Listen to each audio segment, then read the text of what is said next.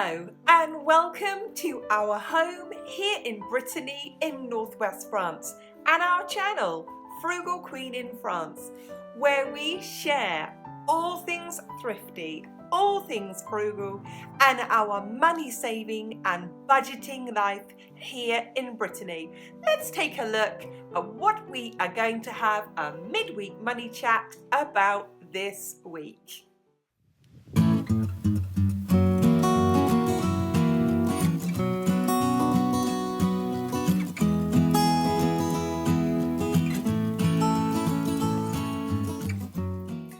So as the title says, this week's midweek money chat is all about the 2021 budget closeout. Now, like all people living on a budget, we close out our budget every single month. We make sure that we are where we need to be. We make sure if there is any underspending, we have decided what we're going to do with that money and where it's going to go. We don't have any overspending, we don't have any spare money.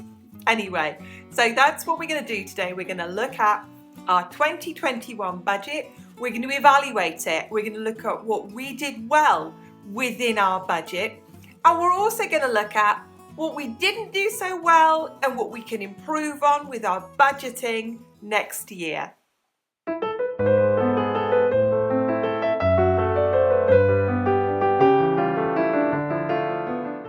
Now, I always like to give you the big picture to start with. So let's go through the big picture of what we do and how we budget. We have a zero balance budget every single month. We have a unique budget every month. And over the year, we have a variable income. So each month it's slightly different. We have to tweak it slightly. We might have different expenses coming up in that month. So every single month, there's a unique budget. We've had overall goals this year. We've had savings goals, we've had sinking funds goals, and we've also, like many people, we've had to play catch up this 2021. There were many household projects and plans that we had from 2020 that didn't happen in 2020. And lots of those had to roll over to this year, as did some savings and long-term savings into this year. So it might appear to many people like, oh my goodness, you've spent a lot of money this year, that you've done a lot this year. But some of those things that we would have done in 2020 that we didn't have a chance to do.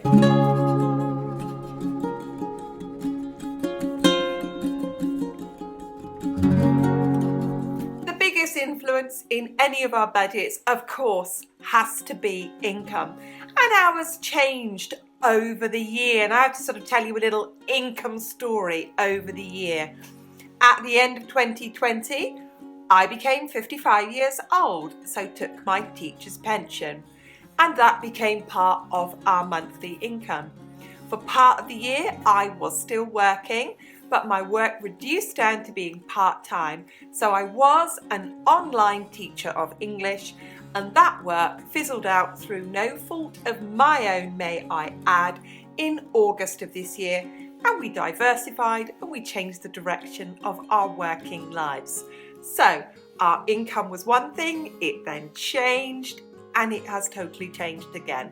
And I think that's pretty normal for people these days, and especially in the world we live in at the moment, that at the beginning of the year you could have one job, and by the end of the year your income can come from totally different sources.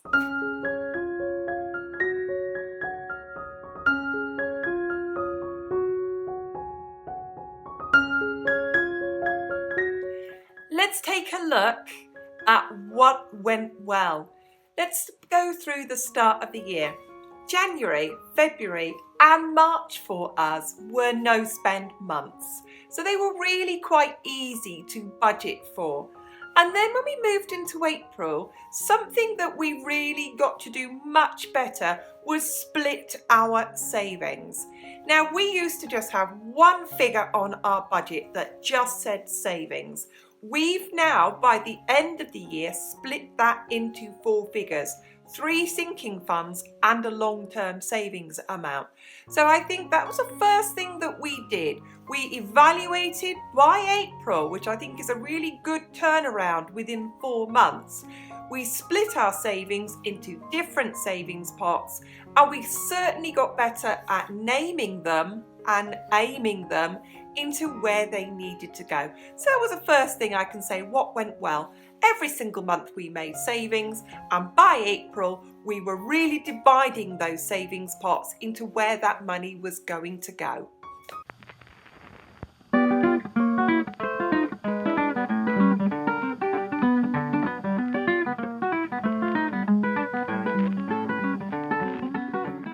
Something else that went well with our budget this year is we made some significant and major purchases that we have been putting off for quite a long time. I'm not going to run through all of them, but I am going to give you an example of one of them and the difference it has made to our overall budget and the improvements it has made. So, the antecedent scenario is that a year ago, in the past, we were spending €800 a year on buying split wood. This year, we were able to buy a big log splitter that, funny enough, cost €800. But our money has been saved, it's been set aside, we don't have any debt whatsoever. Whatever we buy that with savings. And that meant that this year, we have been able to split all of our own wood from fallen trees off our own land. We've not had to cut down a single tree on our land.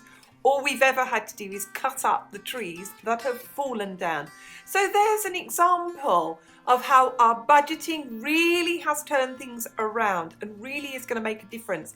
When it comes to next year, not only will we not have to buy a log splitter, we won't have to buy any wood either. So we'll probably have a whole year of no heating costs at all. But there's just an example of how our budgeting has worked really well by, for example, a major purchase that was saved for that we've been able to buy.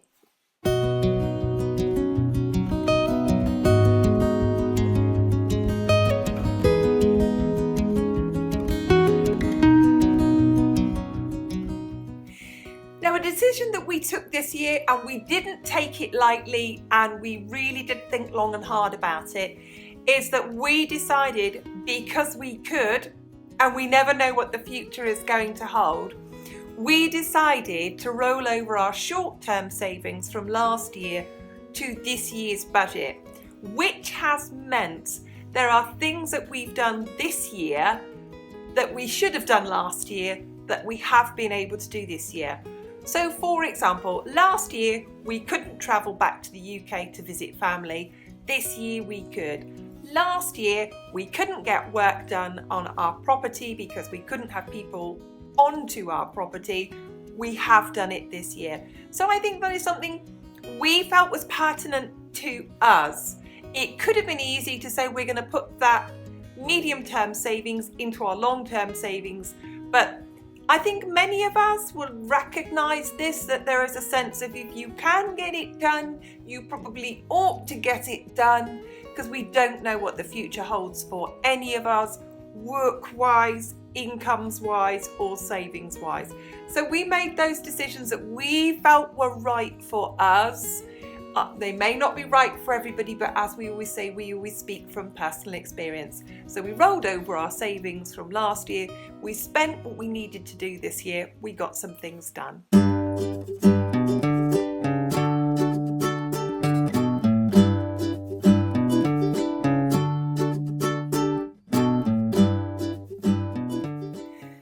Now, as each and every month has gone by this year, we have evaluated that budget. We also, within this year, had our first big round of income taxes in France. Now, income taxes are not as black and white as we thought they would be, and you can have good years and bad years. And often when you have a good year, they'll claw back some of the money that you can now afford to pay for last year's bad year. So we've come to terms with a lot of things, and we kind of know how this works a bit better. Also, with evaluating our budgets, I would say that by August, we'd really nailed this down. We really had got this written budget and all of our tracking and all of our planning of all of our spending. I think we'd really secured it by then. So when we did face a bump in the road in August, we were well prepared for it. It wasn't too painful and we got through it as smoothly as we possibly can. So I think our evaluations and our trackings really improved. And as I said, I think that we got that completely sorted by August, and I'm really quite happy with that.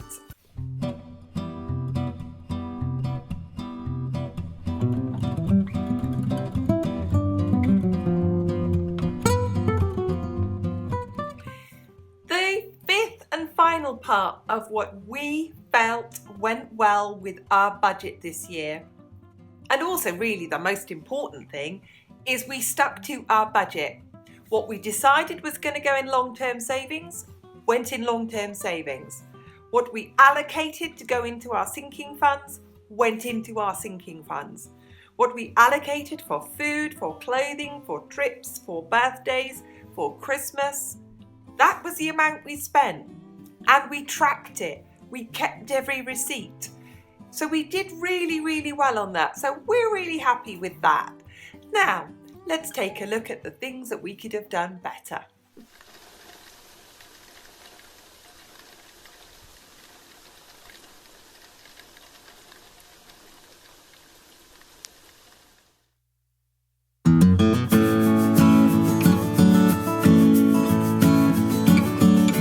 Now, when we look at the things that we could have done better, the main thing that we didn't do is we didn't plan into our budget price rises up to 10% or more. We didn't plan for the increased prices in food, in energy costs or building supply costs. We hadn't factored that in, and I don't think many people would have done that either. So there's something that we will do in future. We will have to make those allowances of 10% increases every single year, which I know is on the pessimistic side, but it's always better to err on the side of caution and have the money instead of what we had this year, which was being faced with rising prices and certainly not enough money to do some of the things we needed to do.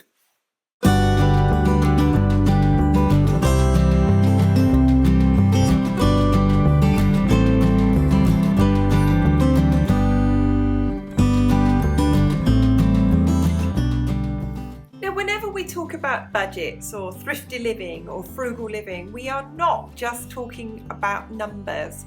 So when we need to think about what we can do better within our budget, we are talking about our lives, we are talking about our home. So there are things that we in particular, and who knows, maybe you, may have to do very differently because of rising prices. So we normally like to save up for a project and then do the project. But we've realised now that sometimes we can't save up fast enough to cope with the rising prices. So we're going to have to do things slightly differently. And I'm going to give you an example. We have maybe 200 metres of boundary from our land between us and the road. And there is no boundary, there is no fencing, and we need to plant some kind of natural hedge. Now, normally what we would do is save up the money, go and buy all the plants in one go, probably hire some labour to help us and get it all done. And I think realistically, those type of bigger projects aren't so feasible now.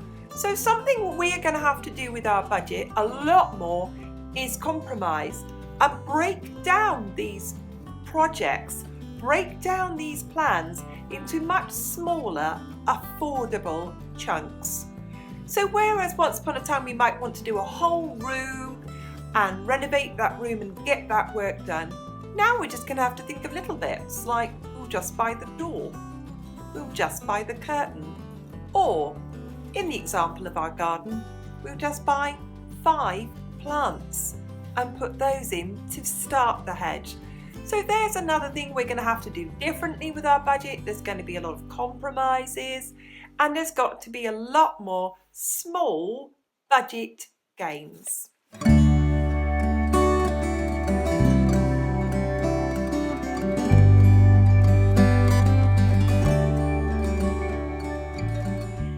Now this year has been all about saving, next year is going to be all about saving.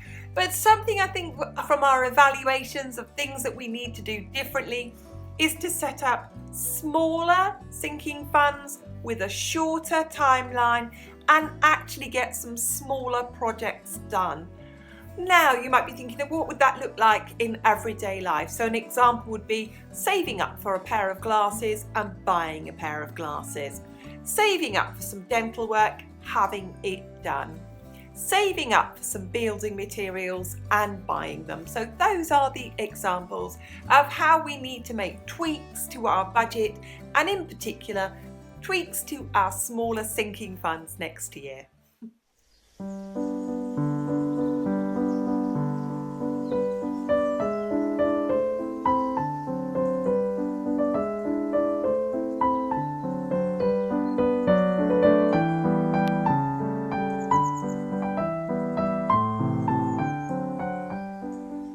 Back to the title of this video of 2021 Budget Closeout. We have no more spending to do for this year. That's why we are closing out our budget now. And we also like to have our future budget for 2022 set before the end of the year. And our next video will be all about that. So let me sort of sum up this really. In the main, our budget has gone well this year. We have worked within the constraints of our budget. What hasn't gone well is that we were not ready for those price increases, and we will be in the future. So we'll have a slightly pessimistic budget next year, working on the basis that prices could go up. So we will be putting more into sinking funds, more into savings, and more short-term smaller projects to try and get some of the things achieved that we want to get achieved, but in little chunks this time. So all in all, the budget went well. It could do better. I think we could all say that every single year. Now, if you like budgeting and you like money saving and frugal living, make sure that you hit that subscribe button because there's plenty more videos like this. If you enjoyed this video today, if you found it useful, please give it a thumbs up. I love it when you comment. I really do enjoy that, and we read every single comment. So, how's your budget done this year? Do you close out your budget every month, and do you close out your budget at the end of the year? It just leaves me to say thank you so much for watching on behalf of Mike and I, and we'll see you again soon. Bye for now.